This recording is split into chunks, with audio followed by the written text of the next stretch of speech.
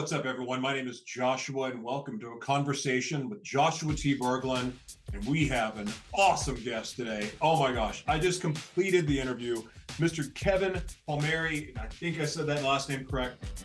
Freaking awesome. I'll be honest with you, we didn't spend a lot of time talking about his amazing, uber successful podcast, Next Level University. But I will tell you, this is a very meaningful conversation. Any of you that have on your path to purpose, any of you have ever struggled with suicidal thoughts, doubt, limiting beliefs, gosh, it's just not an interview I expected to have. I'm glad that normally I record an opening before I actually do the interview. This time I felt led to wait. I don't even know why, but I'm telling you, this is worth watching. So much so that even though all of this content is at joshuatberglan.com, I'm going to put this one, the full episode and clips at YouTube. So if you like, subscribe, I would be super grateful. Thank you again for being here. Again, this is special, and Kevin just dropped so much wisdom. He gave me answers that I was not expecting. Sometimes these answers are so predictable. There's nothing about this broadcast that's predictable. Thank you for being here. God bless you. What's up, ladies and gentlemen? My name is Joshua, and welcome to a conversation with Joshua T. Berglan. I am so pumped. This interview is long overdue. Really, it's going to be a conversation, but it's long overdue for whatever reason. And I had to cancel a few times, and then there was a mix-up, and that was on me. But I do believe that everything happens when it's supposed to. And Kevin, I am so honored to have you here. You have one of the coolest stories I've ever heard. It's so inspiring. I've watched several of your interviews, and I just really dig the man that you are. But before we get into the conversation, can you tell us, what are you grateful for today and why? Yes. So thank you for all the kind words. I appreciate it very much. I am grateful for my wonderful wife today. We have been together for several years at this point, more than several, but she has been a rock for me long before I was the successful version of Kevin today. She was in my corner, believing in me, and I always say she believed in this and me long before I did. So I am eternally grateful for that. This is why I know that I'm so glad that you said what you said, because it confirms what I said, and that the timing is always just, it's perfect. It happens when it's supposed to happen. The journey, I think the same thing with my wife. I don't know how in the world that I would have survived without my wife. So I think you're the first person ever on any of my broadcasts that have just said they were grateful for their wife. So I love it, but I feel you on that. And I got to tell you, I want to ask you, what do you think it would have been, your journey? Because your journey is, we all get a hero's journey, and it looks different. Not everybody accepts it at the same time. Some people may never accept the assignment to go on their hero's journey. Your story in particular fits so closely to mine that I love it, especially with some of the trials and some of the demons that you fought through. But let me ask you, on that journey, what would it have been like if you were trying to go at it solo? It's already a lonely journey. I think it's already lonely. It would be really lonely. It would be far less fulfilling. And it would be, and this is an interesting perspective, it would be far more robotic. Nobody has really ever told me, other than my wife, to, hey, stop and smell the roses. She has. That is, okay, again, on point. That's special, because you're right. That's exactly what I would do. I would bury myself. I know that even like when we have disagreements, my thing is to go down in the basement and just work and just grind it out, create, do whatever it may be. But it becomes almost like an out-of-body experience, but not in a good, productive way. It's robotic, as you said. It's almost like a soulless activity. And my wife, is giving meaning to my work. It's given me a reason to want to leave a legacy, because before that I could care less. Yeah. Like, I wanted to help people, but legacy, leaving something behind for kids, my family, none of that even registered until I met my wife. So I love that. I want to talk to you about, speaking of the hero's journey and being lonely. You're right. It's the most isolating, especially it seems like the more we learn who we are, the more isolating that becomes. And for me, I learned it on the path to my destiny, and I'm not there yet, but I'm still on that path, and I'm not giving up, because the only option for me is death. If I quit, I don't have anything else. So I'm all in on this journey. But one of the things that is so hard in this journey that I don't think it's emphasized enough because people talk about, yeah, it's tough. It's not all the setbacks. And it doesn't really paint the picture of like those moments that you literally go, I'm going to put a bullet in my head. And I'm not even saying this to be like, there's a lot of nasty thoughts that come in our minds. We're on this journey. We're by ourselves. We're like, is this ever going to happen? I'm ever going to have the breakthrough? I've worked, I've planted the seeds. I've done all the things that are biblical, the universal principles. I've done all this. Why do I feel so alone? Why do I feel like I'm failing? And oh my God, this is all I got. What now? There's a lot of people that are feeling that right now. And they are getting those suicidal thoughts. In some cultures, suicide's applauded. Like it's like, hey, you suck now, kill yourself. That's like a part of a culture. But that's not practical. That to me is not serving God. That's not making God happy. That's not what we were created for. We were created to finish the race.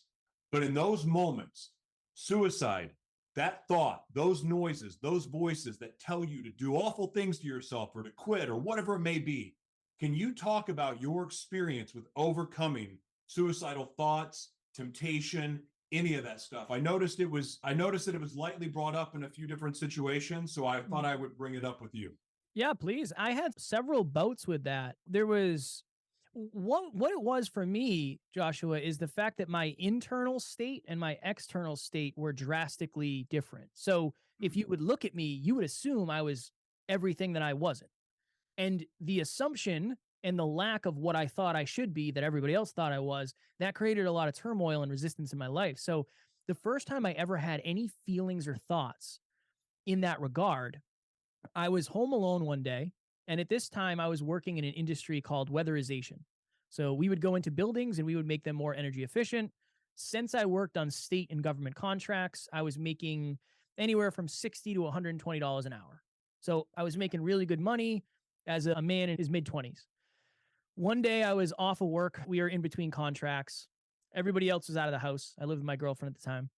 And I remember that day I was just hanging out, playing video games. And I got this like gray, dark feeling of, if this is all life is, I don't want to do it anymore. Right? There has to be more than this, right? Is this it? This is what I'm going to feel like forever? And I didn't have, it was more of an ideation than an action or a thought. But I told my girlfriend that day when she came home, and she said, I think you should go to therapy. And that was the first time I ever, what felt like, swallowed my pride and went to therapy. And I remember going to therapy for the first time, walking up these spiral stairs in an old building in downtown Boston, Massachusetts, saying, this is going to be absolutely horrible. I'm going to cry. I'm going to be embarrassed. I'm going to be ashamed. And I left the room feeling none of those things, other than the fact that I cried. I definitely cried. But it was crying's good, man. Crying is good. It was something that I was so afraid to do. I then was very happy to do the next time. Yeah. So that was, unfortunately, that was the first time, not the last time, that I had those feelings. The other time for me was a very similar thing where I had achieved a level of success that I never thought I would in life, realized that the way I achieved that success, my job, was not sustainable. It was not fulfilling. It's not what I wanted to do. I didn't feel like I had any purpose. I didn't feel like I had any passion. I didn't feel like I had any future there.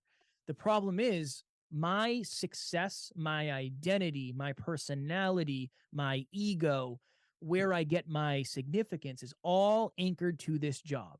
If I leave this job, I have to start all over again, and I do not want to do that. That happened to me in a hotel room 6 hours away from where I lived, getting ready to work on a job that day. The best way to explain it is there was 10 televisions on in my head at the same time, and every single one is on a different station.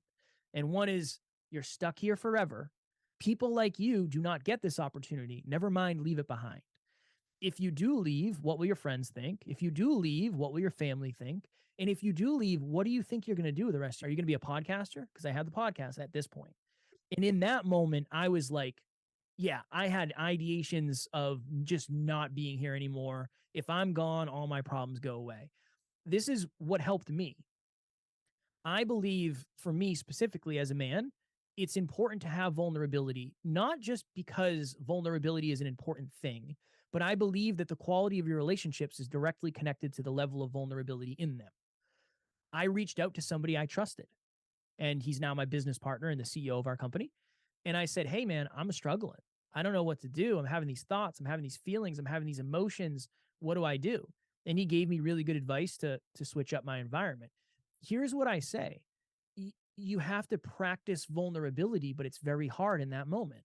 You have to believe that it's possible for you to be vulnerable. And you have to believe that it will be worth it to tell somebody how you're feeling. And those are very challenging things. Those are very challenging things to feel in that moment. But I think that's why stories are so important, because other people will tell you it was worth it for me. It was worth it for me. It was worth it for this person. It was worth it. Last thing I'll say on this. We interviewed somebody on our podcast. His name's Kevin Hines. Kevin Hines jumped off the Golden Gate Bridge, and his intention was to take his life. And he didn't do it for fun? No. I didn't mean to laugh then. I take that back. His intentions were to take his life. And he said the second both feet left, he regretted it and said, oh, no, I don't want to do this. I want to go back. That's a really good perspective, although it's dark. And it's a good perspective to say, look, this person felt the same way as maybe you do. They wish they could redo it. Luckily, they have that opportunity, but many of us are not that lucky. Yeah, that's so my suicidal, like my phase with attempting suicide became that was early on. That was early before I turned my life around. It was back then, but then like in that journey of overcoming dissociative identity disorder and all of these other struggles, like on the path to rehabilitation from the life that I'd lived previously, then it became more like spiritual attacks and these thoughts that would get planted and not go away. Now I've evolved out of that part and I've healed that part of my brain. And now I get them because I feel like I'm failing. And I know I'm not, at least the real truth is I'm not. Like the work that I'm called to do, the work that I love to do on behalf of the people I get to do it for, I'm not a failure there. I'm a failure so far, or I've not completed it yet, or whatever, not gotten there yet in my own personal goals. And that part screws with me, where I have this, it's almost like a duality of, in my heart, all I really want to do is serve. I want to teach media to inner city youth, people from third world countries, prisoners, ex-trafficking victims. I want to teach media, the future media, and I want to equip them. I want to do that. That's what brings me joy and happy. So when I get to do that, I'm like the patron saint of awesome. But when I go into the business side of that, because you got to have some way of funding that operation, I hate my life. I'm not kidding. I hate it. And I had a nonprofit, and I still technically have it, but I'm like closing it down because people are not passionate about donating to media organizations. Like it doesn't hit the heartstrings when there's so many other really more important causes. I know media is important, but it's not something that pulls the heartstrings to make people to donate. And I don't want to ask you for a donation. That's just not my thing. I want to be served. I want to be like Jesus, but just with probably an edge and tattoos and a mohawk. Like that's how I kind of want to live my life. No, that's how I want to live my life, but doing it with media and working with the people that have been shunned from society. Trying to flip that switch and go into, all right, now I'm a businessman. I got to be honest with you. I hate it. I hate it. And that is what's contributing right now to a lot of the noise in my head that I'm having trouble getting rid of. And I don't understand it. I know this is not your broadcast, but you're here. And I told you I wasn't going to talk to you about what everyone else talked to you about. Not that I knew I was going to talk about this, but what do you like? What? Because you got it together. Like you've come from, you were like, you lost everything, but you're kicking ass. Like you have a very successful company. You have a successful podcast. And you guys are crushing. But when you meet people that are more just, I don't really care about the business. I just want to serve and help people and not even ask questions about it. What do you say to people like that? Is it a block? Is it you're just trying to do something you're not supposed to? What is it, do you think? It's a lot of things. Even my initial, so I'm trying to observe. I'm always trying to observe. Even when you went from talking to saying, I'm a businessman, you shifted your voice and you shifted the way you're standing. So what does being a businessman mean to you? What relationship do you have with being a businessman? Who has hurt you potentially in the past that was a businessman or businesswoman or whatever? That's where I would start. I think it's more of an identity than anything that we see today. That is actually a fair question. I have been burned a lot. And I'm really good at building, taking things from nothing, or I'm good at taking problems and fixing it and helping people get on their way. I don't want to be with anything long-term because the way that I've been blessed to be gifted, I don't need to be around that long. I can fix problems pretty quick. And because of that, because it comes easy, one, I don't see it to be like, I just love doing it. You know what I mean? Like, I don't think anything about it, but I have these gifts and I'm like good at this especially with the future of media stuff. I'm good there. But when it comes to like my business career, look, I made my mistakes. I made some bad investments and I was a chemsex addict for 20 years and I had those issues going on, but I was still good at sales. I was good at business. But when it came time to raising money for films, and I would raise millions of dollars for, and I'm not going to say the organization's name out loud, but they're big. And I raised money for them. They didn't pay me, got sued. And this is right after being homeless. Deal after business deal, promises made, contracts signed, not following through. Like I've been burned a lot and I've helped people in good faith. Hey, you help me here. When we get our funding, we're going to hook you up. I've gone down that path so many times because I trusted the people. And I feel like a douche for saying all this, but genuinely want to trust people. And I want it because I want to help people. If God shows me something for someone or shows me how I can help, I don't even want to ask questions. I just want to serve.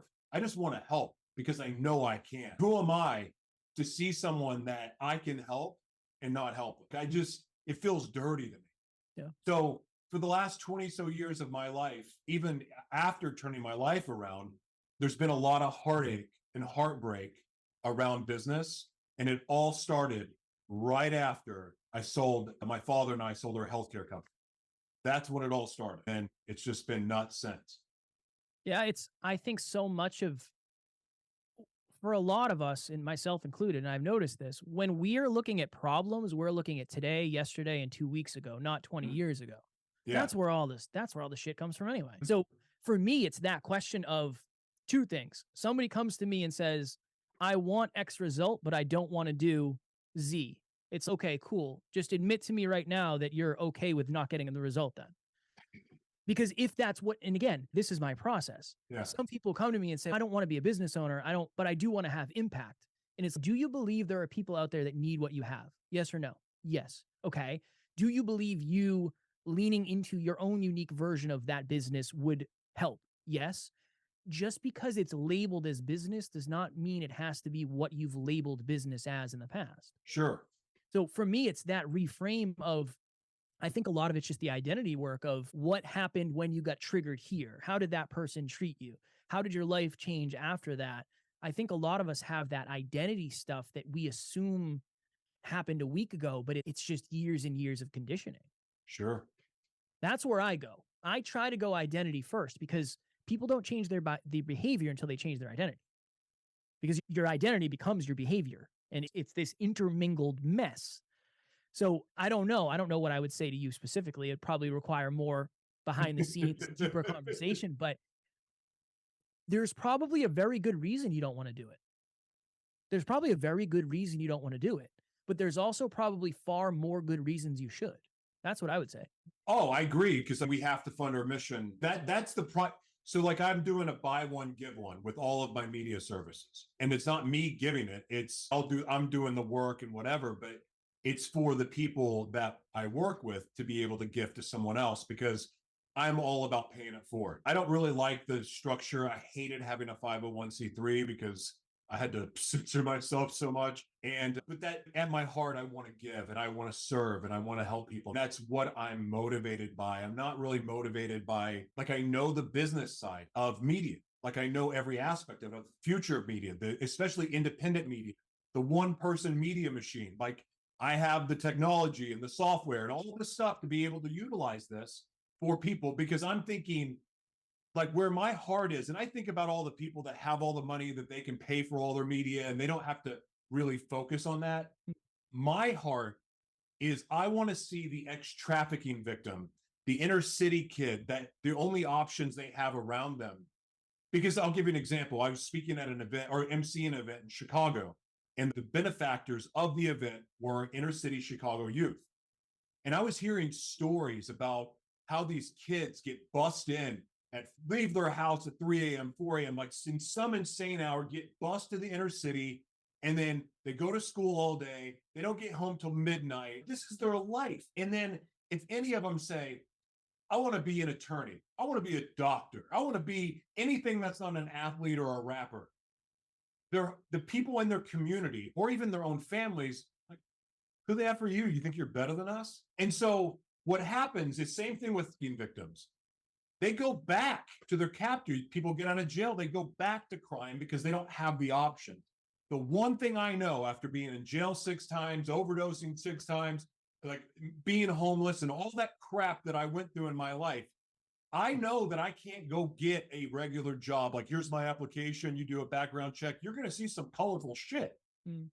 So the regular job has never been an option, but media and knowing media and the multiple revenue streams and knowing what you can do with that, that has been the one vehicle that has allowed me to live the life that I believe I was created to live. But with media, you can monetize anything. Now, with my case, why I shoot myself in the foot because of the things that I talk about. I've been kicked off of YouTube twice. I've been kicked off Twitter for life, Facebook, because the subject matter that I cover, I'm not making excuses, but like I shoot myself in the foot there. And every time though, it's to raise awareness for a cause or something that's important, bringing a spotlight to a shadow world issue that people need to know about. Then I get in trouble.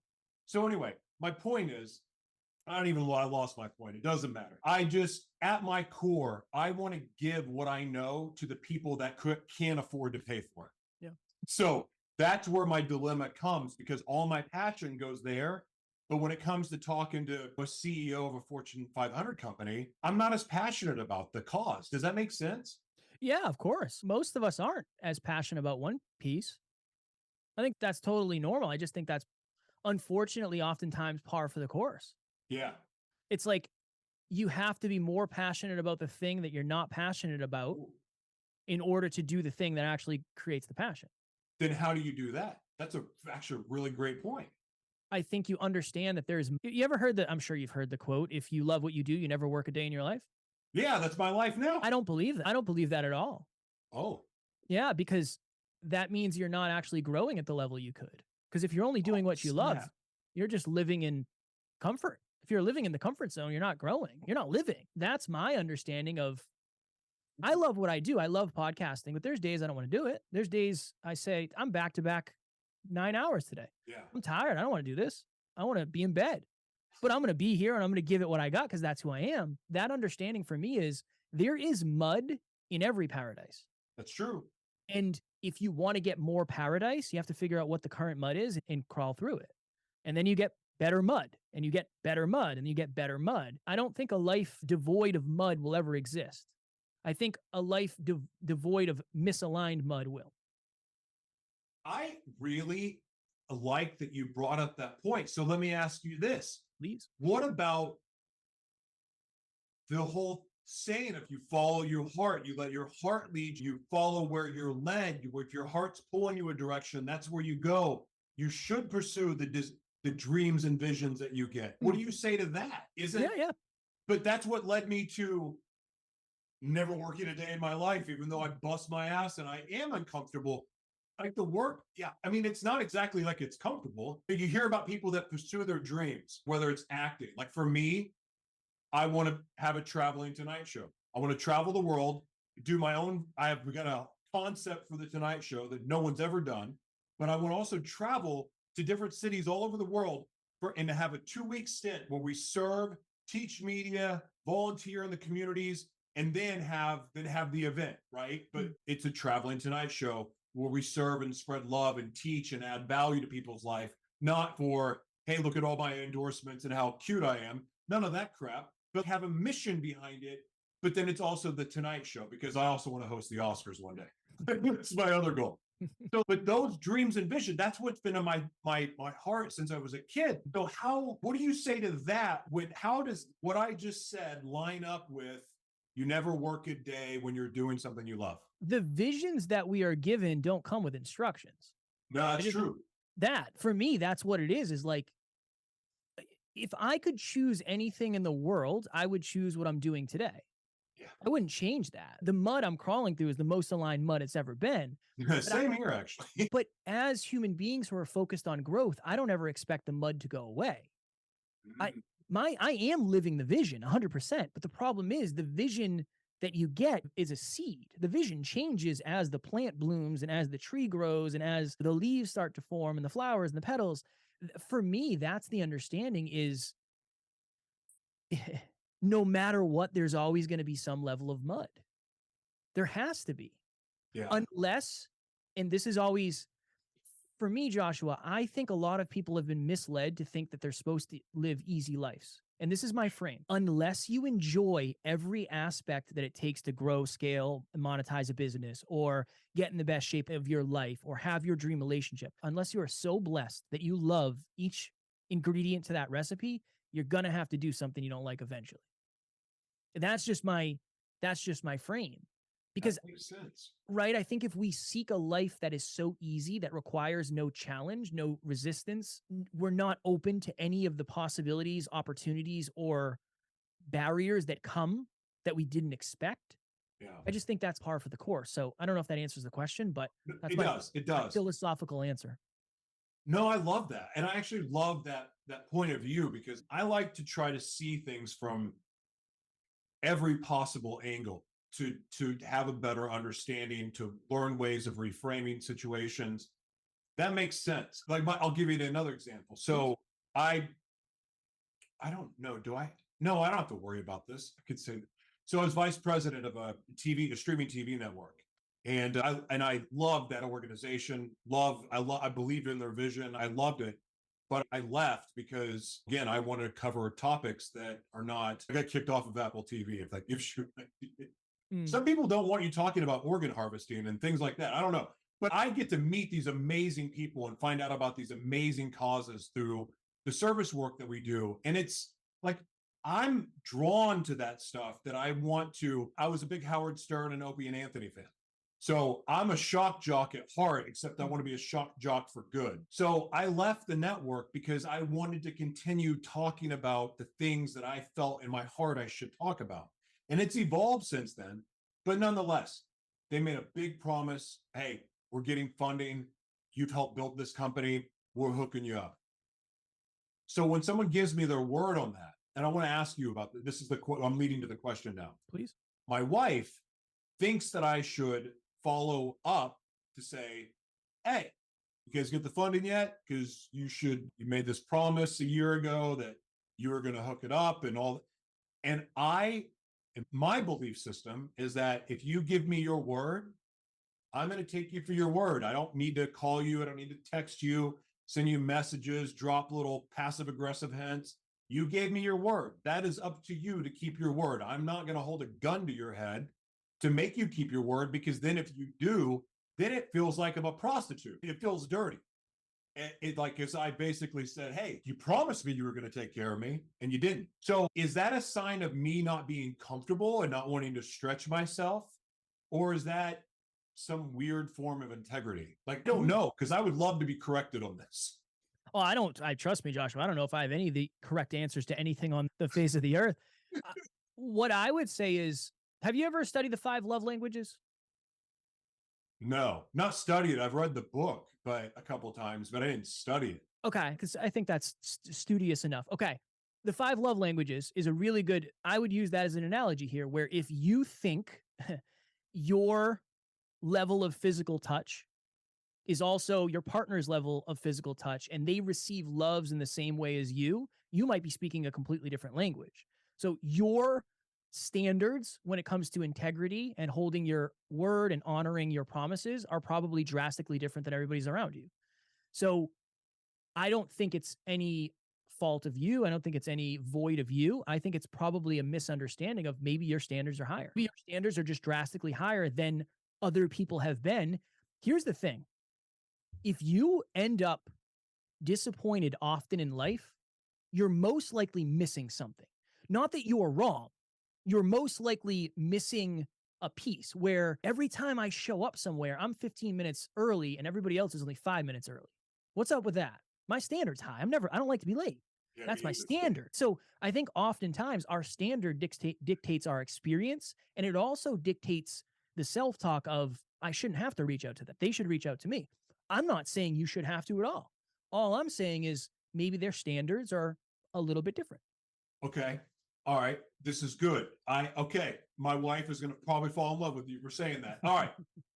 So one of the other things, I don't even know the guy's name. I just started watching, found him on YouTube, and he came from, it doesn't matter, doesn't know his name. So when I think of the alpha, there's an alpha movement because alphas have just been pushed aside, and there's been the sissification of men in America, especially, but I think it's a global thing.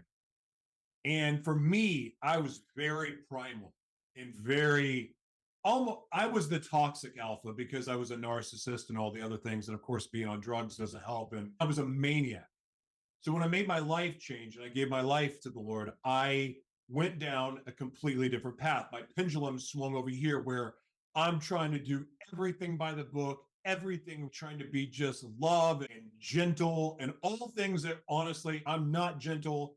Even when I was in evangelizing and speaking at the church, I was a shock jock then. I just talked about Jesus in a shocking way. Now my faith has evolved even differently and more, and it's stronger than it's ever been. But where I find myself is in this place of my instinct is to be very alpha, very go hunt and kill my food kind of thing. Like just take it back old school. Like that is my primal instinct to be. I already don't really fit into society very well, but like that, I come across when I'm in that state, in that hunter mode, as a complete psychopath, as very scary. Like the energy is a completely different energy. In other words, it's not inviting and it's not welcoming. And honestly, at my core, I just want to help people. I want to elevate people into their gift and purpose. I want everyone to know that God has a plan for them and that they were all created to do extraordinary things. It takes extraordinary effort, but you were still created to do something extraordinary. I want to help people not just realize that. I want to teach them it, and I want to help equip them. I want to do all of that because I know how important it is. And that's part of why I fell into media, is because I know that's a proper vehicle to do so. However, and I want to spread love. I don't want to see war. I don't want to see people who are racist and bigoted and homophobic. I hate that crap. I hate all of it. I want people just to feel comfortable being themselves instead of trying to fit into a group. Anyway, but when I go to the alpha hunter, I'm a badass salesperson because I was like that. I didn't like who I was. People didn't like me. So is there a balance? This is my question. Is there a balance of that alpha primal, I'm a hunter gatherer, I'm going to go out and kill and I'm going to bring home the sales or whatever all that crap is. Is there a balance with that in remaining alpha and then also just wanting to spread the love? Is there a balance there? I like to think so. I like to spread love. I'm somebody who I'm a very inclusive human being who wants everybody to be able to live a safe life filled with doing whatever they get to do, as long as that doesn't hurt other people. But if you stick me in the gym with a pair of boxing gloves, I will kick the bag until my shins bleed. So I think there is a balance of that. But the thing is, this is the hard thing. I think there's a lot of people that talk about, oh, this is an alpha tendency and blah, blah, blah. I just don't think they actually understand what it's like, because if you're quote unquote alpha and you're not vulnerable, I don't really think you're alpha. Wow. I think you think that's what it means. That's not what it means to me. What does it mean to you? I think being even that phrase alpha, for me, it's like having the potential, but not using it. Having the potential to be extremely hard-headed or whatever, but knowing you don't have to use that all the time. I picture a lion who comes back and then lays down and its partner lays with it. That's what's alpha to me. Having the power, but knowing when to use it. I think if you don't understand that at an awareness level, you see it as something that it's not. That's what I would say. That's a great answer. Thank you. I know I look like a grown-ass man. I'm 43, got a lot of gray hair. But really, I didn't start stepping into being a man until a couple of years ago. I know that sounds insane, but that's just where I was at. Like I hadn't healed from DID yet. And it's just all over the place. I didn't have emotional maturity. I had emotional intelligence, but like I still fall back to old ways. And it took a while to rehabilitate my life. It's been a crazy journey. So there's a lot of things that I'm like trying to learn how to do. And going back to my wife has taught me how to be a good dad because I didn't know. I didn't have a good example. A lot of guys my age didn't have a good example of a father figure. So I'm not complaining. And my dad did the best he could. Like I hated his guts, but like now I know he did the best he could with what he had. But I'm so grateful for my wife. She's taught me how to be a good husband, taught me how to be a good listener and a good father. And I love that life, but it's so new to me. So like these questions, even about being alpha and knowing when to use my power and when not to, because I don't want to be intimidating. I don't want to be scary. I want bad people to be scared of me. Of course, but that's the I potential. don't want anyone else to be scared of me. Yeah, I would say, see, and again, this is just my perspective. I think you're more alpha now than you were before because that shows vulnerability. If you and I can get on here and have a real authentic conversation about feelings and fears and scarcity and what scares us and what drives us and our emotions, wouldn't we define that as challenging? Yes. Does that make it alpha? I don't know. I think it makes us brave. And I think that's something to be longed for. That's my opinion. Dude, I was literally really genuinely excited about speaking with you when this all got first set up. But what I thought I was going to talk to you about, we have absolutely just not talked about. I'm all for glad it. that we had this conversation. But now I do want to ask you though, Next Level University, tell me about this because like your blueprint for success to me relatable. There's a lot of blueprints for success that are like, what? Who's going to do that? Like it doesn't even register to make sense. Yeah. Yours does. Please explain Next Level University. Yeah. So Next Level University is our podcast. So we have a global top 100 podcast. We do 7 episodes a week. We just crossed episode 1270 today, I think. So that's our baby. That's something we pour into every single day. If I'm going to tell you as a listener that you can get a little bit better every day, I better be there helping you get a little bit better every day. So that's our belief. And here's the interesting thing, and maybe this will highlight and you'll understand me at a deeper level. Our audience is primarily female. So as a masculine tattooed bodybuilder who loves all things combat sports, I've had to learn what I think it means to be by sharing my emotions, by not being afraid to cry on the microphone in front of thousands of people, because I think that's rare.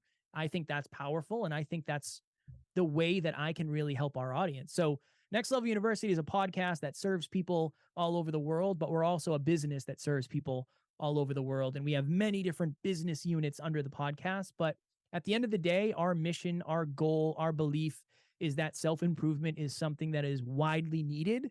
And our goal is to do it in a heart-driven, but no BS way. I don't want to be a toxic masculine human telling you, you must do this or you suck or you should feel bad about yourself. That's not it. That's not what people need, especially our demographic. They need support. They need inclusiveness. They need safety. And that's what we're here for. Yeah. I want to ask you about that because you've said inclusiveness a couple times. And like, I think back of my growing up and my challenges and with being sexually abused, physically abused, being abandoned, and then of course, in the childlike understanding of how things happen and the reality of that sometimes is different. And when I say that, like my sisters, when I was young, like just were gone overnight and didn't know what happened. So like in my 7-year-old body, I'm like, oh, they abandoned me. They don't love me. That wasn't the case. It was actually something my dad did. That's why they left. But I didn't know that for 20 years or 15 years, whatever it was. And I lost my thought just left me. Inclusiveness we were talking about. Oh, inclusiveness. Thank you so much. Yep. God, that's embarrassing. I did a lot of drugs. So sometimes brain goes away. No stress. It happens.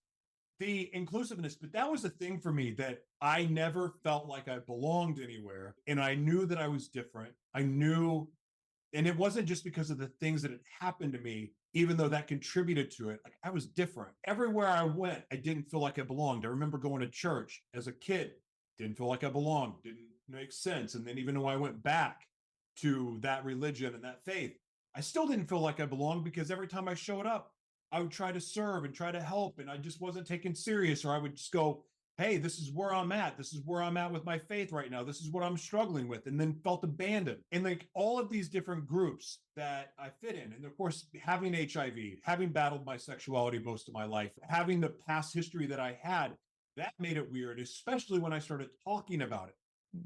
So now what I happen to see, and I've stepped away from all of that, where it doesn't get to me, like none of that stuff affects me anymore. I'm just on my journey. But when I look back to observe the playing field of all the things that are happening, I see all of these different agendas being pushed in everyone's face, which is also triggering this. All drag queens are pedophiles, or all gay people, all adopted gay people are the gay couples that adopt or child molesters. And it's getting put in these blanket, they're all this way, they're all this way. And yet at the same time, what I see is, even though some agendas are well funded, most of them started with a cry for, I just want to be accepted. I just want equal rights. I just want to be heard. I just want to not be treated like whatever. So there's a real desperate need for inclusiveness. But let me ask you this. At what point, like, where is the balance of inclusive versus this hostile raping of an agenda that seems to be getting pushed in our face? Where's the balance? And do you believe that things are gonna even out with this? Or is it gonna be this wild ride? Yeah, I think things always even out. I think people freak out in the beginning, and it's just the way, it's the law of the universe. It always, things are too much, then they're too little, then they're less much, then they're less little, and eventually I think they get to the sweet spot. Anytime something new is introduced to the environment, it usually gets skewed. Just for statistics, if you look at it from a numbers perspective, that's just the way it works. For me, I care way more about your core beliefs, your core aspirations, and your core values. I care more about your core values than anything else. That's what I'm focused on. I don't care about much else. That if you have a good character as a good human being, and you have attributes as a human, you're my type of person. You're good in our community. That's the culture we've built. I care more about who you want to be than who you've been. I believe in your potential. I look more at the character. I'm a character-driven human being who wants to surround myself with character-driven human beings, and I move on from people who aren't. And I think that's how I've tried to live my life. That's, to me, is just, that's a beautiful way to live. There's no room for judgment when you live that way. I'm not perfect. I have my own shortcomings. I have my own hangups. I wouldn't want somebody to judge me that I'm insecure, that I'm short, right? Or whatever. I don't want that. I don't want somebody to judge me because I believe self-improvement is necessary. I can be judged for that, right? I mean, that if that doesn't fit into your core beliefs, then maybe I'm not your type of person, but it doesn't have to be hostile. We can agree to disagree. We've been doing it for thousands of years. Some groups haven't. So yeah, that's what I would say. Awesome, man. I love that way of being. I really do admire it. I really do. I admire your work. Listen, I could talk to you for hours. You're just one of those people.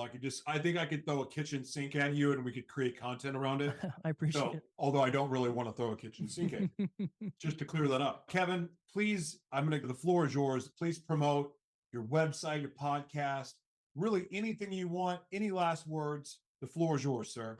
It's simple for me. I always send people to the podcast. If you are interested in what we do, what we talk about, we do an episode every day. So you'll very quickly realize, A, these are my type of people. B, these aren't my type of people. No stress either way. We'll still show up every day. That's our goal. So just search Next Level University. We're on all the podcast platforms as well as YouTube. And then if you need anything, if you have questions, comments, concerns, whatever it is, my handle on Instagram is @NeverQuitKid. So I will always be there for you as well.